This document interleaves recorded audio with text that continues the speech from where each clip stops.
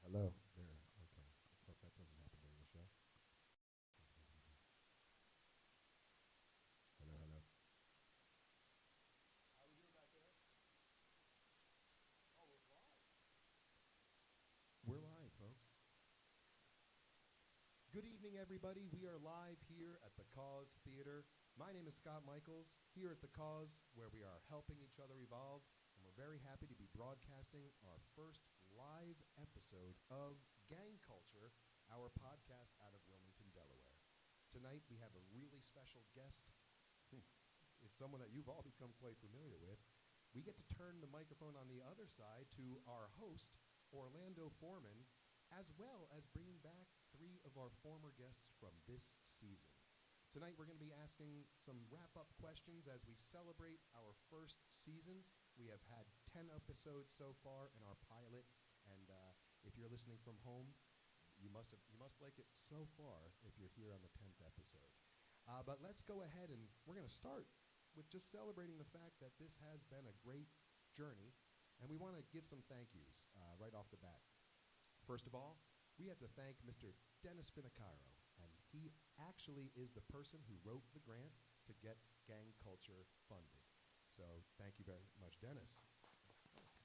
And if you're listening from home, there is clapping with our live studio audience here. We have our producer, Miss Darby, over here on camera one. She is the person who put the whole show together. Our editor is Lewis. So he is behind the steam back there. Thank you, Lewis. Of course, our host, Orlando Foreman. Thank you so much for doing all of that. And then, great special thanks. If you're not aware, Gang Culture is a podcast that is created with youth producers who are all under the age of, I believe, 19, maybe even 18, and as young as 12. But they have been behind the scenes at all of these episodes, filming, editing, and right now I'm looking at a whole crew of youth in this room. So thank you all for being producers and also for being so great in this show. Thanks. Let's give a shout out to our youth. All right. And we do have just a special guest in our audience who I just wanted to shout out, Officer Hudson. Thank you so much for joining us tonight. Officer Hudson was in our podcast earlier. And if you haven't already, make sure you go back and listen, hear interviews with Jason Pyers and Dr. Yasser Payne and Aaron Kupchak. And of course, we have an episode that is all youth-focused where we ask the youth questions, and you got to check out that one from the Cause production crew. But let's dive in right now to the actual people that we have here in our studio audience. I'm going to introduce them. Of course, you have met before online, if you've been listening, Orlando Foreman, who works at Network Connect and has been our host here at the podcast, is just a community developer, a community champion, mentor to many, and thank you so much for being with us tonight.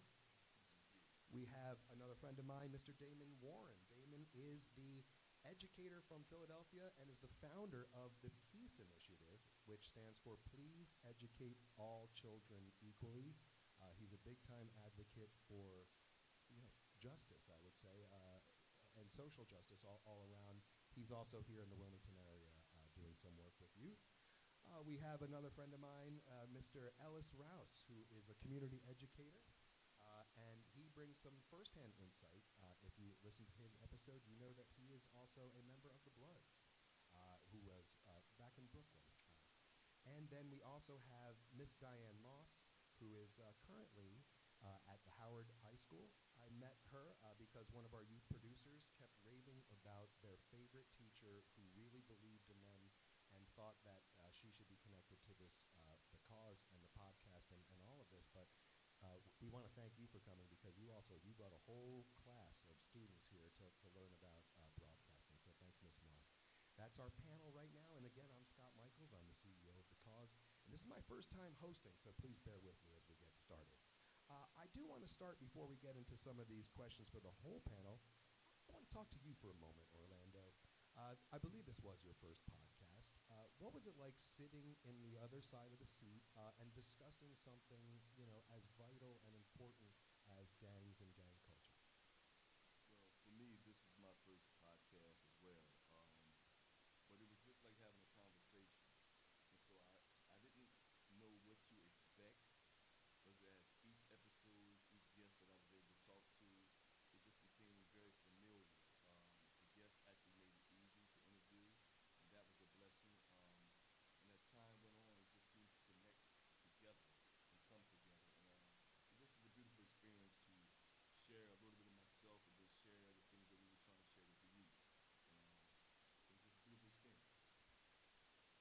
as someone who is, I wasn't here for all of the tapings, but I was here for a few of them. There really was like a general vibe would be created in these filmings. It would start, I think, with you and the guest, but then also some of the producers, and there would just usually be a kind of an energy in the room during this podcast. Is there anything that you took away from doing this work? You know, maybe an insight that you had or something you hadn't thought about before? I think if there was anything that I took away, it was the ability of multiple people to work together for the one cause. And so when you watch the different personalities, the different professionals, the different people behind the scenes, the great job that Darby did, um, it was just easy to see how we were on the same page. And I think if we all become a little bit more humble with ourselves and work together, we could just make this world that much better. And so you saw the collection, and not just that, but I think about the job the youth did with the cause, of their time and being here and filming and learning and listening and participating. This is what it was about, because it wasn't just the old people, it was the young intertwining with the older. And so for me, it was just a beautiful experience of getting information out. And the one thing about social media, you never know who hears you. You never know who you affect. And so as I started watching the episodes, as I listened to the different panelists and things of that nature, I saw the strength in what we were doing. And we don't even know how great this can be. And that's the part, that's what I took from it. Well, I want to thank you for pointing that out. I think that was somewhat intentionally in the design of the program of the guests, but here at the cause, which stands for collective action, you know, together in action, urging social evolution, the idea is that we all do have a role, and everyone's role is, you don't have to go outside who you are to be someone who can help in any of these situations. Right on this panel, we have educators, police officers, community members. In the audience, we have, I'm looking at a boxing instructor who owns a gym. And he himself is doing his own role because he has a program called Gloves Against Drugs. That's Mike Miller with Delaware Fight Factory. Thanks for being in the audience. That's right. But just to point it out, you know, if you could take your passion of boxing and use that to help the community, give a place for a former gang member maybe to have a respite, or it just, I hope, as you said, you never know who's listening on social media. I hope someone right now is thinking about what they do in their life and connecting it to how they can connect with other people to help, whether it's to end gang violence or what other issues are in their lives. So thanks for pointing that out. But I want to thank you again from the bottom of my heart. We've known each other for a little while, but it was amazing watching you. And I think anyone at home can probably agree he has a liquid gold voice when it comes to podcasting. So thanks so much. Thank you. All right, so for now what we're going to do is we're just going to open up some panel questions, and these are some questions that we still had, that we wanted to know some insights on. So I'll say a question. If you feel that you might have an answer for it, please speak up, but there's no pressure to answer. And we're just going to dive right in with, in general, what do you think for a person is the biggest risk of being involved in gangs or in gang culture? What's the biggest risk, if you were to try to pinpoint one? Go. You want to go? Yeah. And that's Ellis. You're listening to Ellis Ralph. Yeah. Obviously, death, loss of freedom, affecting the whole community. There's so many things that play into when you put yourself in that situation. And that's why I enjoy being here to share what I've witnessed and what I've been around and what I know. It's part of the reason I do the job that I do in the community as an educator. But loss of life is just, that's the animal.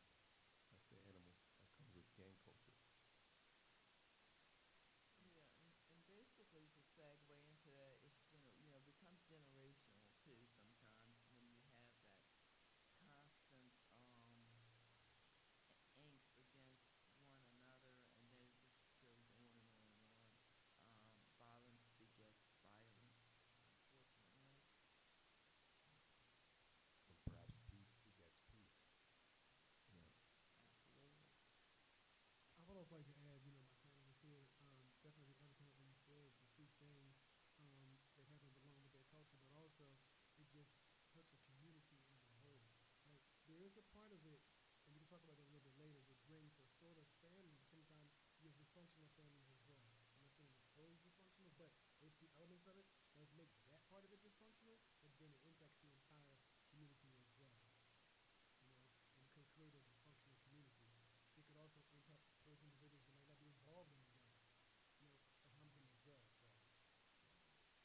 And I think one of the biggest things is that we as humans all like to feel accepted, want to be a part of something. Sometimes what we're being a part of might not be the best thing to be a part of, but we don't know that. And so, from my time in dealing with gangs when I was in the West Coast, it was a caution because I had met young men who said their mother or father was gangbangers.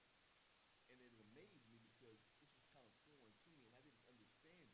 And as I started understanding that we have to understand that we are products of our environment, most of us, the majority of us. And so when you're a product of your environment, you adapt to some things that may not be the greatest things, but you adapt to what you see. And so for a lot of these young men and young women who don't see the great examples of fatherhood or motherhood or community, they see things, the flash, they see some of the materialistic things, because you gotta understand so many people are hungry. You gotta understand so many people might be homeless. You may have to understand that so many people deal with domestic violence and they're trying to escape that in the household. And so their escape, what they think is their escape, they're going to something else, which they think may be a connection to something else where they can just push that to the side for a little bit of time. And so there, like you said, there are a lot of parts to this. And unfortunately, it's just a bad mix in most cases. Because if you look at gangs, the history of gangs, it went back to protection of neighborhoods. Before we put the little intangibles of drug selling or other things into it, that's when it took the turn for the worse. If you look at the Black Panthers, they started the first free lunch program. I don't know a lot of people even know that. They were the instigators of the first free lunch program, right? And what they were trying to do is protect the neighborhood from the oppression that the police were embarking on the African American community at the time. And so they tried to protect the neighborhoods, and then gangs started doing the same thing. But once the elements of drugs and other things became a part of it, the part of the unity part changed a little bit. The dynamics changed, and then you had, unfortunately, the shootings, the killings, and a lot of other things that go a part of the gang culture now, which is in 2024. Yeah, shout out to the Black Panther Party because right we started their free food program, it then inspired schools to do the same. To that point in time, schools didn't have free breakfast programs. The Black Panther Party actually started that, and then schools began to do it after them. Shout out to the Black Panther Party. Indeed. You know, one of the things I'm hearing about is that the risks are not just individual, it's community. And that is another thing that we're all about here is that we're not a rock. We're all, connected. And so it's very easy now to see, and when you're listening back to some of those past episodes, Dr. Yasser Payne specifically talked about the fact that, neighborhoods can be brought down by just a few people who are in there, a couple bad actors, but could affect a lot. Orlando, you started to go into this, so it happens to be our next question is, what factors do you think make youth more vulnerable to joining a gang? You were talking about flashiness and things like that. I would say one of the biggest parts is economics. As economics plays such a vital part in almost all of the negative things that you basically see in a lot of communities eroding. Economics. Housing. People don't have proper housing, what are they doing? If people don't have the proper employment, what are they doing? The proper education, what are they doing? So when you take all of these things that people take for granted for those who are struggling with, now their back is against the wall. And so what happens when your back is against the wall? You go into survival mode. And sometimes when you go into survival mode, you do some things just not so nice. Anyone else have some insight? You think what might lure youth in to the lifestyle? I would like to talk about that survival mode for myself. Growing up in the 80s and 90s in Brooklyn, New York, it was a crack epidemic. and other cultures were coming into my neighborhood and literally taking over because they had crack to sell and making tons of money. And my mom, my little sister, my brother, they had to walk past this every day just to get to the train station to go to school. So for me, I felt like I had to be somewhat of a leader for my family. Like the saying, you can't beat them, join them. I didn't join the drug dealers, I joined the Bloods because they were the only group in the neighborhood that the drug dealers respected. So it was survival mode. It was very much survival mode. Now when I was a part of the gang, I realized that I could play a huge role because I was coming in with a different mindset. Not to bring the community down, but I wanted to build up. Not saying that they all weren't, but when you bring drugs and violence into it, it changes the motive. You know, to humanize it a little bit, which is what we're trying to do here, from what I'm hearing on this panel, you know, I think sometimes people at home might think, oh, these are just kids who want to mess around. They just want to be punks. They're young. But what I'm hearing is that it's much more of a case of like dire survival, and choices are being made much deeper levels than just hanging out with their friends. Yeah, I'd like to address some of what you just said too as well. So the elements that we already discussed are definitely there, but also there's an element of mental health and also peer pressure, because you do have individuals in the neighborhoods that come from two-parent homes. Sometimes they come from outside the neighborhood to come to the neighborhood to be a part of something that they think they should be a part of, the glorification of some of the things that are taking place with them. There are many, many cases I can go into, you know, as an educator in Philadelphia, as well as from a football coach, where I've seen individuals, you know, reach out to even family members, go and participate in things that they didn't have to choose, then found out later on that there was some mental health issue or something that was lacking. They kind of drew them to that, and so they became part of those gangs or crimes and so on and so forth and whatnot. So just to bring that up as an element as well. Yeah, and also to basically segue into what Orlando said earlier, it seems like the theme is like belongingness, you know, needing to feel like you're connected with someone. And that's basically the premise of us as human beings, you know, wanting that connectedness, wanting that someone that you feel like that can identify with what you're going through. And another thing, the gang members are no different than the drug dealers to a certain degree, or the person that's robbing and doing everything, because they're looking for a means and a way to come out the depths of what they're into or what they don't have actually. And so if I'm hungry, if I don't have the shoes that this brother has here or the clothing and things, you know, because everybody wants to feel good in life. You know, one of the bad things about schools nowadays, way different. Kids hurt kids nowadays, verbally. And so the kids laugh at kids who don't have the certain shoes, the clothing, or where they live at. And these things affect us because you always want to feel good. And so now, if I find a way to put the $200 sneakers on, I'm going to do that. Might not be my best choice, but it's a choice that I think I need. And that's what happens in life. It's like sometimes it's the old saying, we don't do our best thinking, which we think is our best thinking. And I definitely can attest to that, you know. When I was robbing banks when I was growing up, you know, I thought that was my best thinking. Realized I was destroying my life. And so when I sit back and think about my life of spending over 36 years of my life, and I'm 61 years old, incarcerated, how did this happen? When I came from a two-family household, my mother worked for General Motors, my father was an electrician, so it wasn't like we didn't have food in the refrigerator or our lights was cut off. I don't have that sad story. However, I tell my students that I work with, choices, decisions, and consequences. That is the formula that you're going to have the rest of your life. And if you don't make the right choices and the right decisions, those consequences may not always be nice.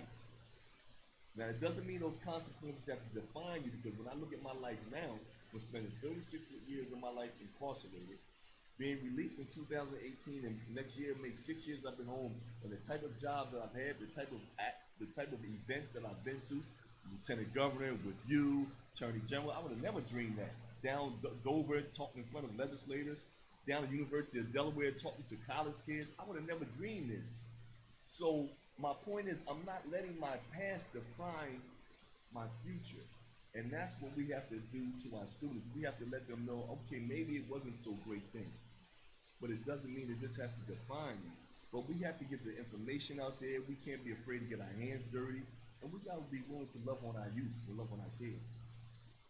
That is sort of going right into our next point here, which is, what are some of these interpersonal skills or community skills? What could we offer, or what needs to be strengthened to be the balance against these luring decisions?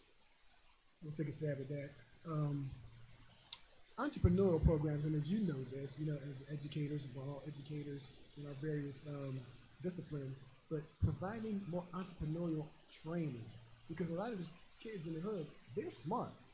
They're just using sometimes the wrong products, right, to come up on. You know what I mean? So teaching them, good business skills, how to start businesses, so on and so forth, and also viable products you can actually sell and earn a living from. If they don't want to go to college, I've gone to college, got a couple of degrees, but I would have loved that, went and got a trade or learn some other things as well. So, teach my kids how to work with their hands and sell things legitimately. Now, I will say the younger generation is doing a better job of that now, right, than it was when I was coming up. It was just, at that time, craft, the online and stuff like that, and there was some other things out there, but it's more, the digital space is a beautiful space that kids can actually earn income from. So teaching, promoting more of that, and providing business models for students and for people that's in the hood, I think it's one way to get them away from that thought of, I need to be a part of this gang, I need to hustle and so on and so forth. Hustle, but hustle something that's legitimate. We need to promote more of that.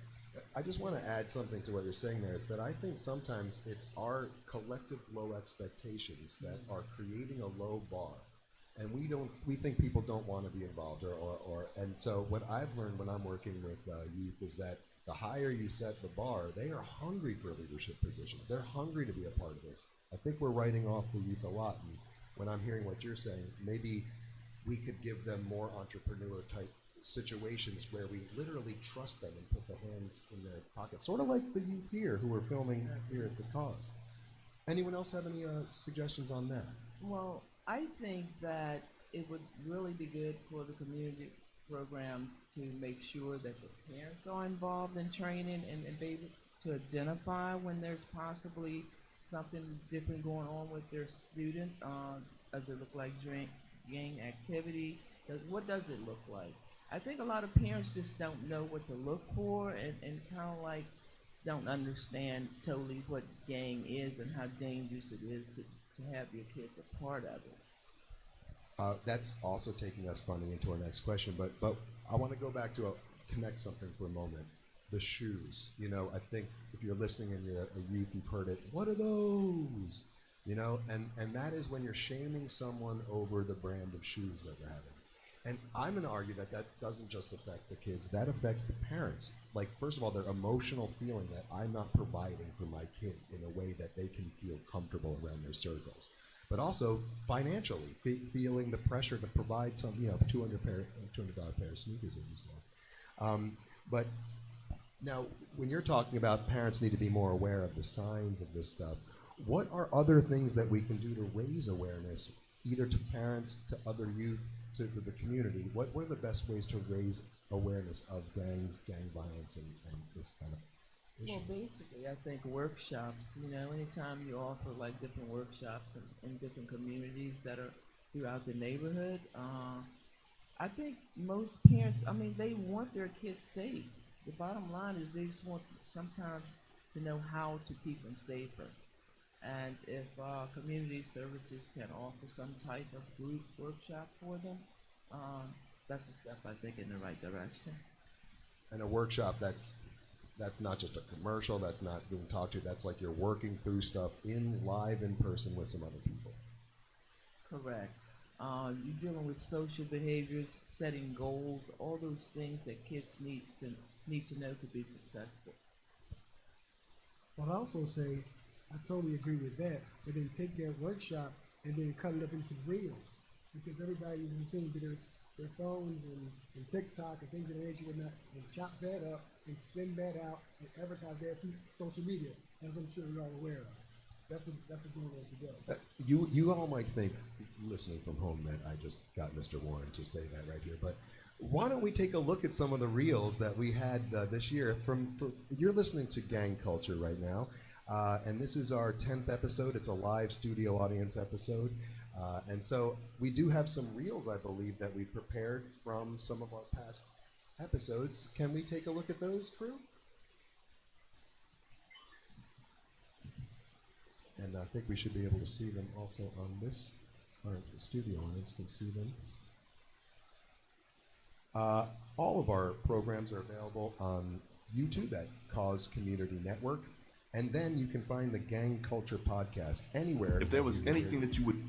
All right, let's take a look. Here's one of our shorts. So to your point, and I think it's a great point, you know, they have this thing that says whatever stays in the room, you know, says in the room stays in the room, but the messages can be taken out. I think that's the same kind of thing. We can have meaningful workshops, but then find ways of taking those gems and bringing them out. That's a call to action to people listening. Let's take a look at a short. If there was anything that you would say to our youth, what would it be? I am so ready for someone to start the I Dare to Be Great gang. Like, I dare you to do something different. I dare you to beat the odds. I think a lot of our youth fall into gang activity because, like you said, they want a sense of belonging. Mm-hmm. And I think we all want to belong to something. Somebody somewhere along the line told you that this was your only choice. Right. But I dare you to make a different choice. Right.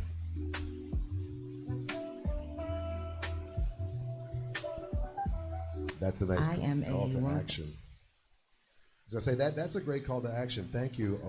In our studio audience is that special guest right there. But I'd like to put that call to action out there. It doesn't matter where you are. Find two people, one person, and start a positive gang. Start something. Is it an entrepreneur club? Is it a boxing thing? But we can start our own things. But with the cause, it's all about intentionality. You have to be intentional. Let's take a look at another. I am a Wilmington police officer, but when I go into crowds of youth, it's first and foremost I'll introduce myself as Officer Human. Oh, I'm sorry, Officer Hudson. I wanted to be a probation officer, and what I learned was a lot about the system as to how it was designed to kind of keep you. So I wanted to be the change, but kind of what people don't know is those positions, people stay in them forever. So while being in school, my mind switched from I can help them once they come home to I can help them before they go in. All right. So there's shorts are coming out on our channel. So make sure you check out those at home. How's everyone on the panel feeling so far? Everyone still feeling good? Great. All right, good. We have been tasked to talk about a specific thing here at Gang Culture. We want to talk about women in gangs. A lot of times I think when people are talking about gangs, there's just an assumption a lot of times that it's men. But I do think we all know that there are also women involved in gangs. So we have a couple questions that we're going to ask our panel. And then after that segment, we're going to see if we have any questions or comments from our live studio audience to get them involved. So, what role do females usually hold in gangs? Is there specific roles, or are they able to do just about anything in a gang, or are there some sort of, are there systems? Does that anyone know? Well, I have a personal story. When I first became a member of the Bloods, I was unaware of some of the culture, and as they say, flagging. I was flagging on the wrong side, and I was walking a couple blocks away from my house. Could you tell us what flagging means? Flagging is the color that represents your gang. Okay. The Bloods would be a red bandana. And this day I had the red bandana in the left side of my pocket, which would mean that's not our side, that's the Crip side. So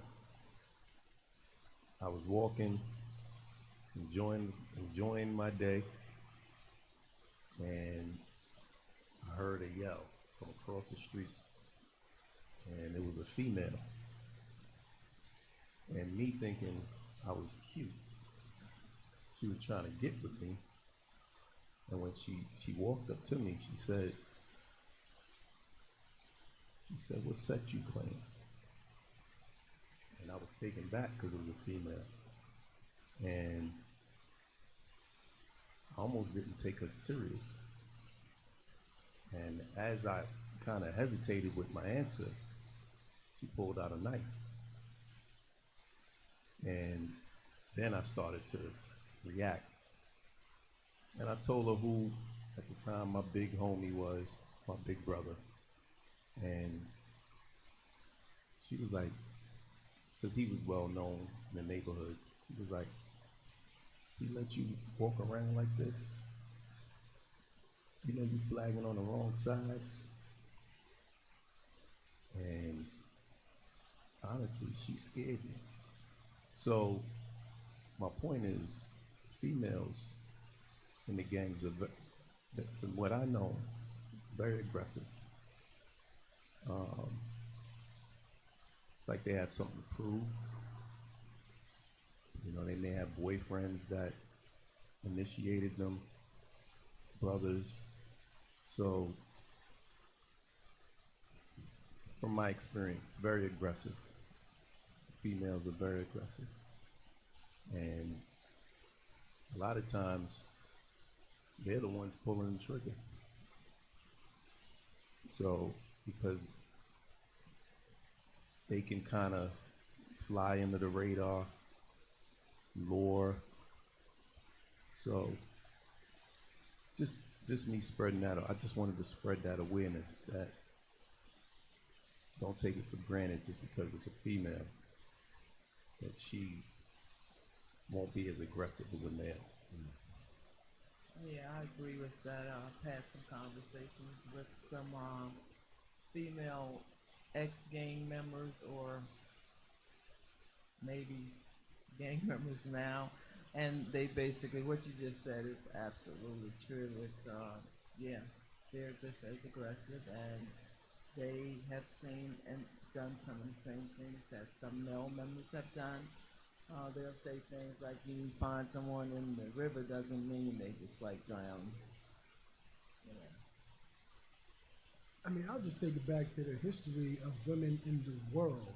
First and foremost, shout out to all women from all cultures, races, and everything. But I'm going to speak to those from the African diaspora. When you talk about, Queen Cleopatra and Nzinga, when you talk about, Sada Shakur, you're talking about, Rosa Parks and whoever else, you know what I mean? All the women throughout our history have had to be just as strong, if not stronger, than men.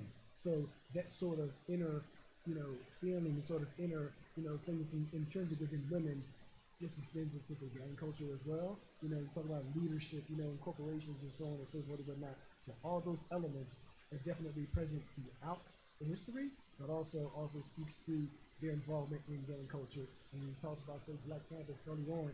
Many of them basically supported and ran different sects within the Black Panther Party. I mean, they were right there next to the man the entire time. So, yeah, I shout out all women, but just recognizing them for that. So what I'm hearing is, and it makes sense. I mean, anyone who's growing up with the same temptations, it probably wouldn't matter if you're a male or a female to a certain extent. But do you think that there might be specific things that women might lure women to a gang that would be different than men? Maybe a lack of, having a father in the home sometimes. We talk about that a lot. And so then you see this group of men, and if you're not having that sort of male connection at home, or maybe not having your own man at home, now you get that sort of support from the gang of the men that you see. And I'm not saying it's always a great relationship. It could be good at times. It could also be toxic. So because they may have lacked some of that male role model in the home, just like men need that, but women definitely need that connection as well. So let's go to the gangs to get that from those males, in my opinion. else have any thoughts on that? Yeah, I would say trauma in the home, not having, because the male is looked at as the protector. So if a young female doesn't have that example or that protector in the home, she may go out there and seek that protection by any means. And as we stated before, you find yourself in these precarious situations because it's survival mode. It's trauma. So I'm glad that you brought up, just specifically that word trauma, because what we've learned here at the cause this year in studying that is, obviously you have your adverse childhood experiences, the ACE score and things like that. But they are learning, that trauma is something that you can experience, and in certain neighborhoods you're experiencing trauma. Sometimes they're saying at the same level as people who are in war zones. And so I just wanted to make sure that we put that in there when we're talking about all of this, that trauma is involved. But as a member of the cause, we also understand that whatever trauma you've had, you can possibly get help or support and manage some of your emotions through things of supports, and those supports can be other people. And so that's one of the reasons why we're trying to do these podcasts, is to have everyone at home and the audience know that we are the support systems for the people around us. And hopefully, if we could understand that role, we can enact that role as a trusted support system, and then maybe take a little bit more responsibility in the people around us and things that they're doing. I think that this has been touched upon a little bit about the types of crimes that are done by female gang members. From what I'm hearing about, it sounds like there aren't specific roles as far as the types of crimes. It just goes across the thing. Are there any specific obstacles that women might find within a gang? And I know probably people's minds are going into places probably of sexual abuse, and I'm sure that when we're talking about trauma, there's a lot of probably history of abuse on both sides of the genders. But does anyone want to possibly speak to that? Like, are there any obstacles going on for women that men might not have while they're in the gang? Well, obviously, we came to the piece where you talked about sexual abuse because of strength. Just even, the strength of overpowering, most men are stronger than most women. The vulnerability of always being around a group of men is always there. I think that they might have a problem with talking with one of them. It's like a problem of maybe getting out of the gang once they're in. So some of them now are using like a male to basically run that liaison between how to get out and things of that nature. Does that sound familiar to you? yeah, a lot of intimidation, as you mentioned. Obviously, men are physically just maybe stronger, and using that against a female's, what she's capable of, and that she feels forced to be a part of something that she may want to get out of.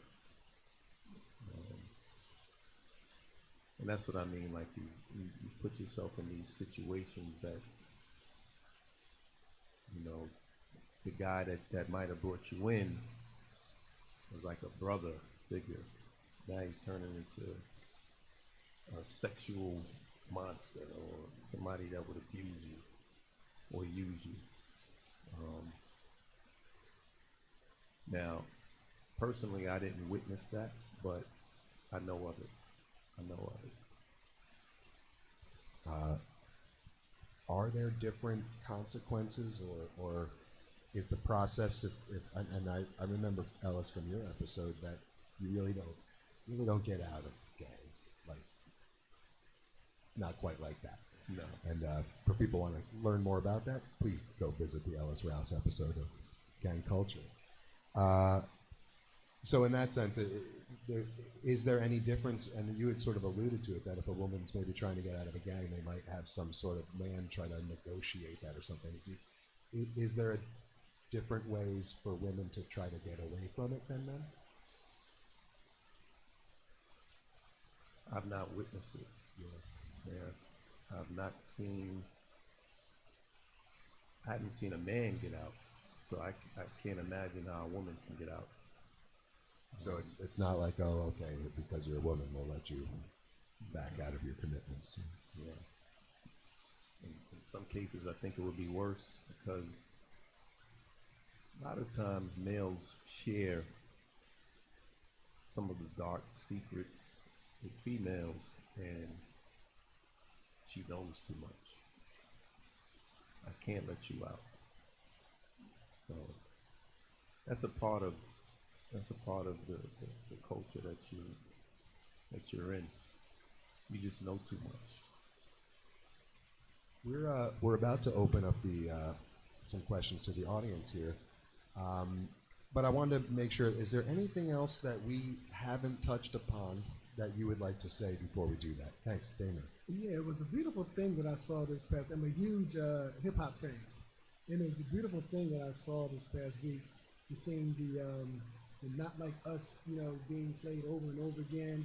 Shout out to Kendrick Lamar and all those guys on the West Coast. But then at the end of the segment, after we did it 5 times, we put all those different sects up in different parts of LA on the same stage.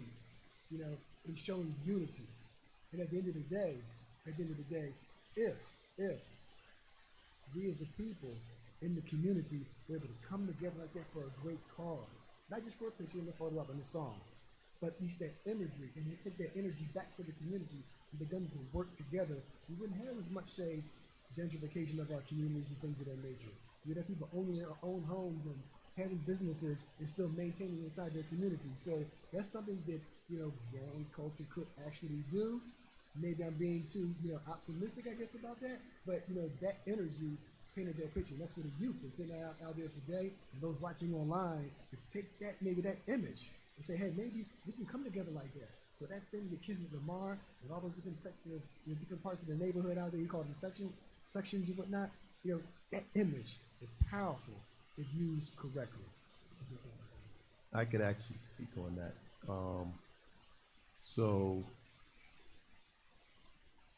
another thing that I was doing when I was in my beginning journey of the Bloods is I had a good friend that was part of the Crips, and I loved him so much that we would go out, we would go hang out in clubs, and one particular night we went out and I went to the bathroom and I got followed by some Bloods that I actually saluted when I walked in, but they followed me into the bathroom and they said, you set tripping. And that means I'm going against our beliefs. And they talked about the guy that I was with, and that they wanted to do something to him. And I told them they couldn't. So, thank God I got out of there alive. But I was one of we had others that did it, but I was one of the first ones that did things like that.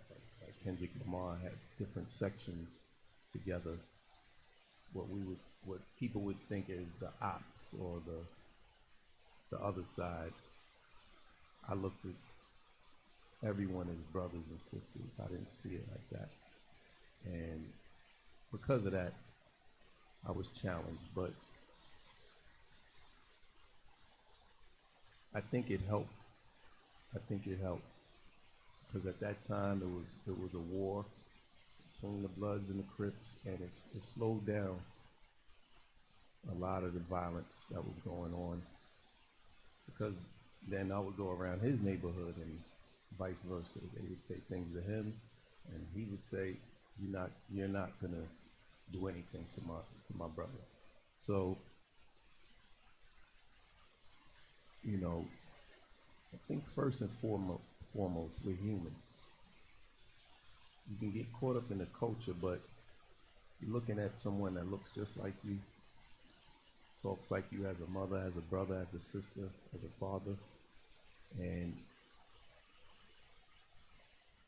see that first.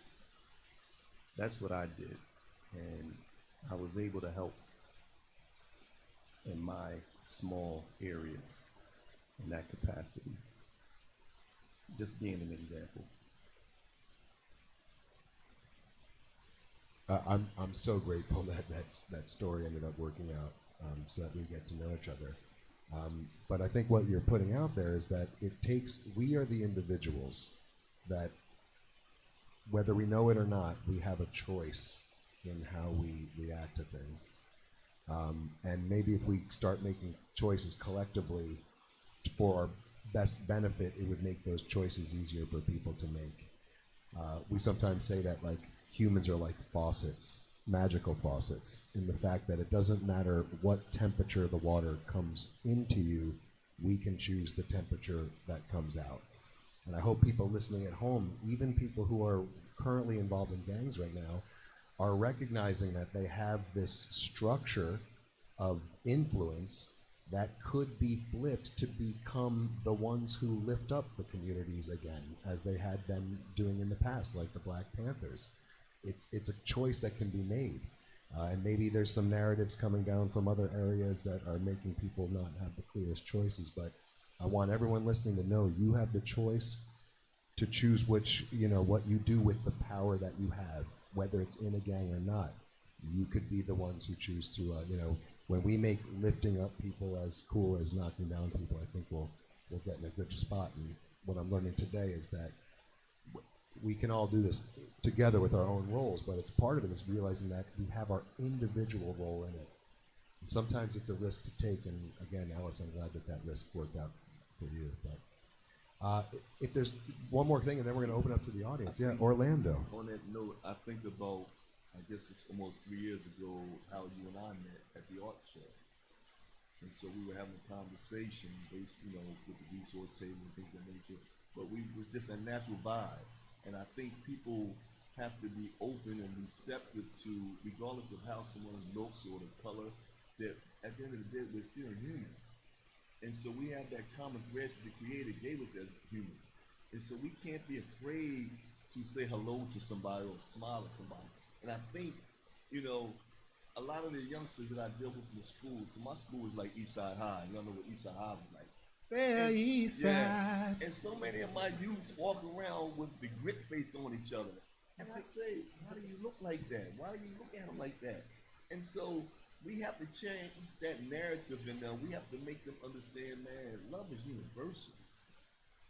And not what side of town you from, or not the color of your skin, it's universal. Now, we choose to take the steps that we take in life, but we have to get back to that true essence of just that common thread of humanity. And that's why the world is so, I was watching the news this morning. And so they were saying, so tonight is the debate night with Donald Trump and Biden. And they were talking about where they're going to shake hands, right? And so I sat back thinking about it. I'm saying that here are supposed to be two intelligent men, regardless of their ideology of the life or whatever way they want the United States to be. But the fact that you are a former president, and he is the present president, and y'all talking about not shaking hands, but then you don't stand a damn chance. Because we're talking about the leaders of the free world, talking about would they shake hands. Wow. And that's the sad state of the world that we're in. And so how can we expect some of our kids to not fall into the same ways if we don't teach them and share that information with them? And that's why it's important as adults, we set the tone. And I'm telling you, the kids are probably looking up to you and being influenced by you a lot more than they are those two candidates on a daily basis. Let's open it up to see if there's anyone in the audience who would like to either have a question for our panel or have something to say about anything that we discussed tonight or any kind of insight on gangs and gang culture. Was anything that you'd like to talk about out there in the audience? All right, come on up, Mr. Miller. We're going to get you. Coming up is Mike Miller. He is the founder of Gloves Against Drugs in the Delaware Fight Factory. So I like the idea of engaging our youth, having creative ways to acknowledge them. Sometimes, we see kids and they're not acknowledged. They may not, we talk about the attraction to gangs and having associations. Has anyone thought of any other interesting ways just to acknowledge these kids that are in these neighborhoods? To continue to spread the love, to let them know that we're accepting you as our community. We want to make sure that we see you, so we know that you're there, and also that you're special to us. Has anybody had any creative ideas, ways that we can go and let them know that you're special just throughout the day? Kind of change the narrative, being aggressive towards one another to start that process of healing and bringing the children in. I don't know if it's creative, but I think, and so today with my students in my summer camp, we had them making T-shirts, and they would, put fingerprinting on whatever they wanted to put on it was theirs, because art is expression. And I think when we deal with our youth, they're like the many ice creams we have. There's a multitude of flavors of personalities. And I think we just got to put it all out there for them to see what they want to gravitate to and what they like. Because all kids don't like sports. All kids don't like technology part. All kids don't like reading.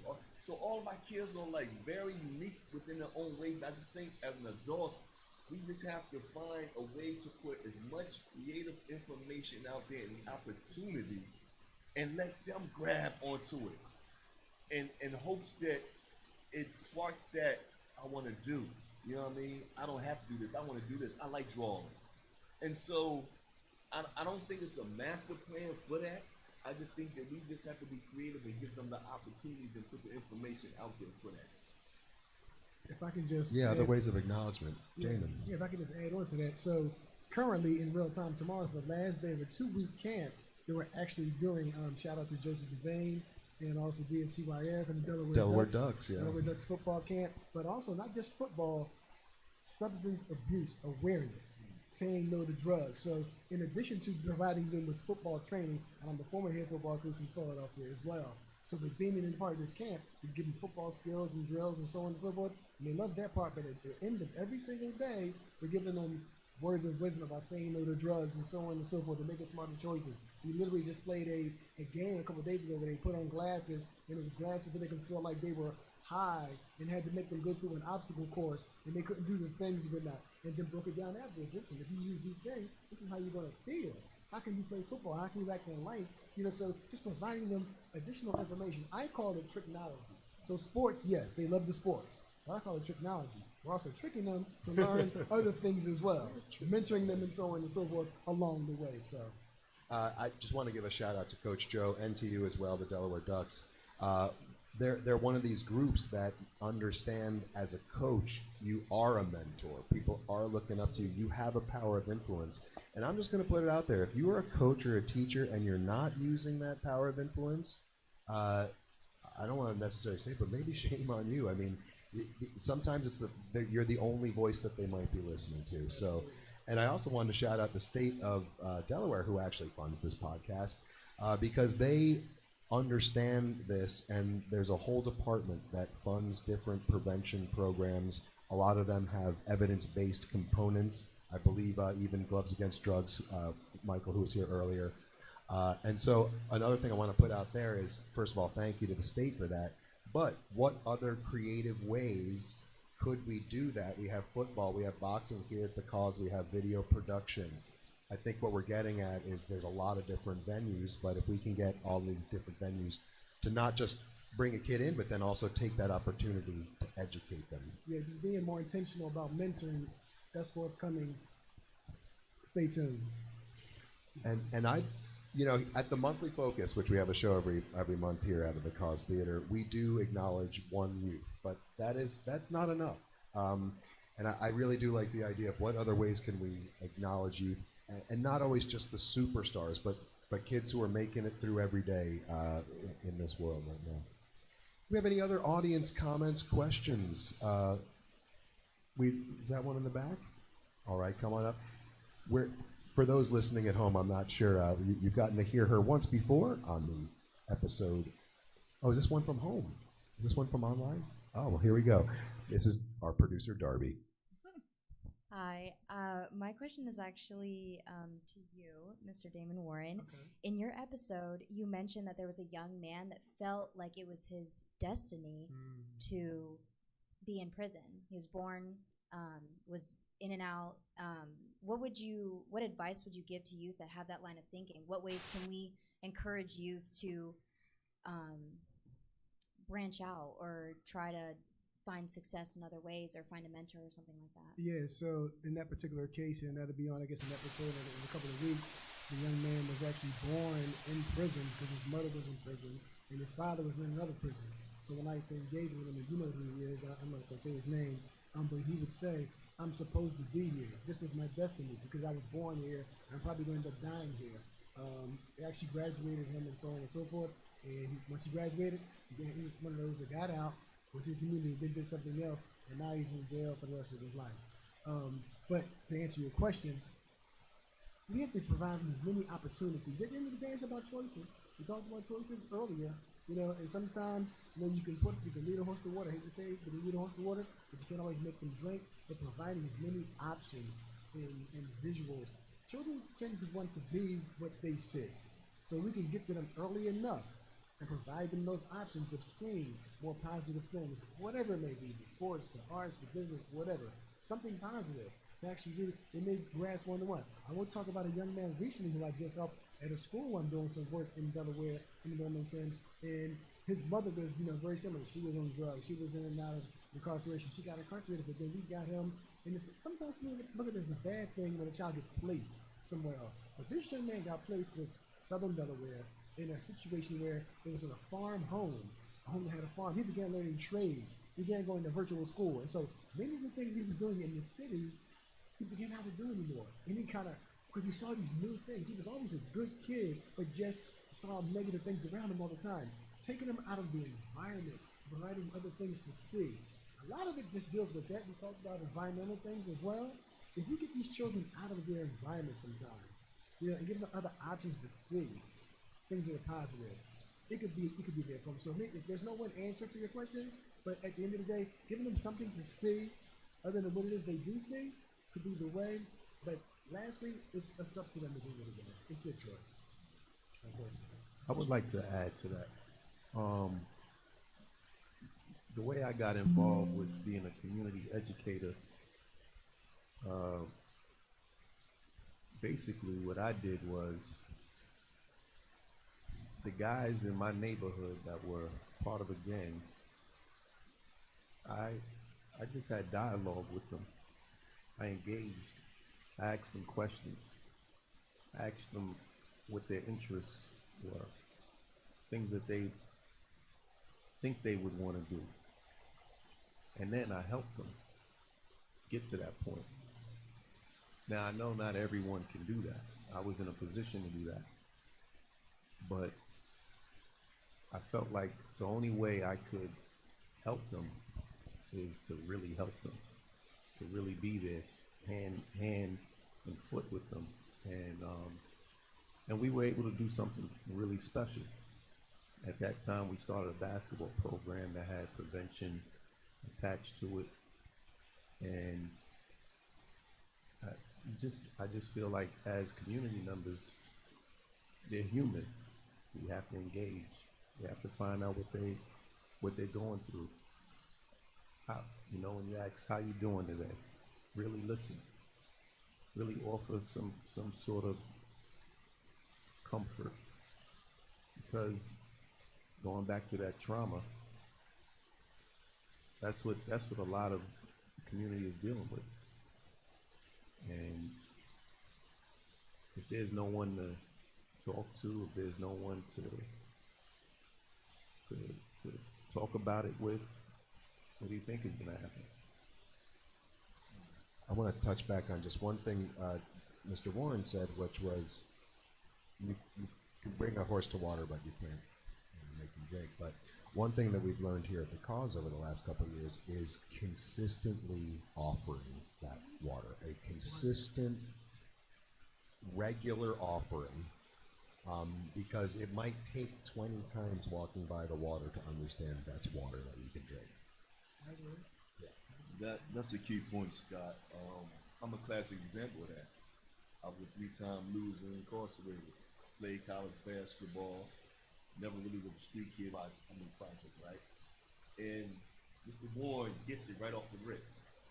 But I'm sitting here struggling because I'm just not understanding the formula. And we know math is based on formulas, right? And so in life, it's formulas. I teach kids how to play chess in my free time, right? And what I try to do is I teach them life skills within the game of chess. Sliding in the importance of positive activities, sliding in, moving with a purpose, sliding in, because the thought process with our youth is where it begins, as with everything. It's a thought starts everything in the world, right?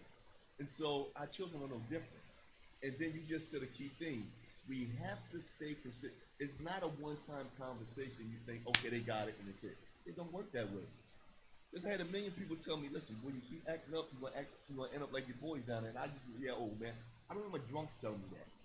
And that's what, again, like they were talking about off the side of my, but they liked me. Although they were alcoholics, they had jewels up here. Because there's this thing, you never knew where you can get a jewel from. You just gotta listen and be open to and comprehend what they're saying. And so, when I work with my youth in the schools, I see the consistency plays a part because they're so used to people disappointing. And that's one of the problems with our youth. They're so full of disappointment. They don't understand that they see trauma so much that they think trauma is natural. So they don't even look at it not trauma. They look at it as, this is my life. It is what it is. That's the same in the street. And so we kind of have to change the dynamics of that thought process, which when we change that thought process, what do? We change their actions. When we change their actions, what we go next? To their behavior. And so when we start channeling on these things, when we start, and trust me, it's not easy. We maybe only save 1 or 2 children, and that might sound like a bad number, but guess what? That's 1 or 2 children that ain't in jail or dead. And that's a win-win. It would be beautiful if we could take thousands at one time and millions at one time. Life just doesn't work that way. But as we learned earlier, we were talking about violence begets violence and peace begets peace. So that 1 or 2 that you do put on a different path could lead many more to a different path. And the other thing I just wanted to point out is that you said, you know, there's jewels everywhere. And that's one thing that we learned this season at the gang culture is we got different jewels from each of our guests throughout this time. And what I hope people listening at home think of is the responsibility that I know I've been trying to push that in some of our conversation tonight. But to feel a little bit of responsibility for our community and know that you don't have to go outside of yourself to maybe take interest in a youth or a program that could help youth, or if you don't know youth, you could donate to a program that works with youth. There's so many ways to get involved, but I hope after these 10 episodes that we've come to some kind of thoughts and understanding of how to face this as a community. We are keeping our fingers crossed that there'll be a season 2, but for now we think we've done a great job, and I want to thank our producer Darby again. Darby Putnivashos. I hope I've said that right. She is really the person who found all of these wonderful guests. And then, of course, to our wonderful host, Orlando. Thanks so much for hosting this great episode. And to the Department of Services for Children, Youth, and Their Family, thanks so much for putting out that call for proposals to educate. So there is funding out there, and what we could possibly do is continue finding ways to tap into that funding and use it in ways that are going to help people live better lives. Anyone have any closing thoughts before we wrap out this show? I would like to thank everybody that's here. As we talked about consistency, you know, having episodes for young people to look at, not just negative. You get to hear different perspectives and ways to survive what you may be going through. So I'm just proud to be here, and I'm extremely grateful of this platform. Thank you. Well, thank you, Ellison. And that's a really good point, is that right now in this room, there's about 25 people who have chosen on a Thursday night to come out and learn and share and be together in trying to make our world a better place. Together, we can help each other evolve. I'm Scott Michaels. You've been listening to Gang Culture, our first ever and hopefully not last live broadcast of this. Thanks for everyone who's been watching at home on YouTube. Thanks to our guests, all of the guests throughout the season. And we'll see you next season. But remember, you are someone out there who has a jewel for someone. Take that responsibility serious, and let's help make a better world. Thanks again.